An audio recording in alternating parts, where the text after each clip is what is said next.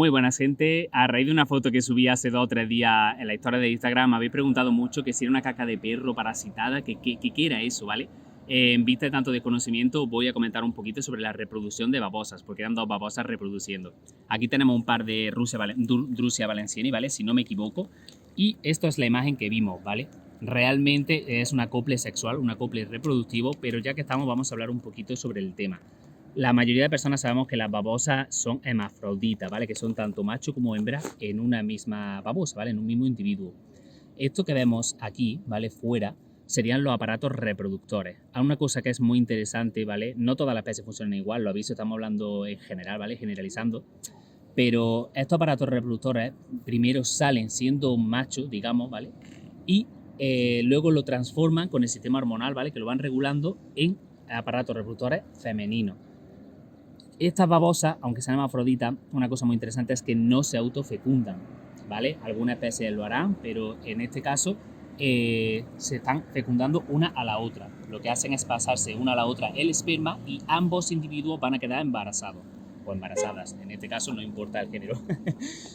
Normalmente van a poner más de 100 huevos, a lo mejor 400, 500 otras especies, pero por lo general más de 100 huevos enterrados o a lo mejor debajo de losa y cositas así, ¿vale?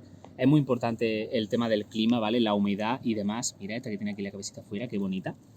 Y demás para la supervivencia de los huevos, ¿vale? Y las larvas. Suelen ser bolita amarilla los huevos, por si os da curiosidad. Y bueno, normalmente pone una apuesta, a lo mejor 2 anualmente al año. Pero bueno, por lo general una. Estamos hablando de la mayoría de babosas. Y en este caso, pues lo que suelen hacer es como girarse entre sí, ¿vale? Hacen una curvita y se empalman una a la otra. El sistema que usan, que esto sí es mucho más básico, es un sistema de feromonas, ¿no? Que lo van soltando con las babas, van dejando un rastro y lo que hacen los demás es recibir estas feromonas como que ya están listas para reproducir, ¿vale? Algo súper interesante. Ya se buscan, se encuentran.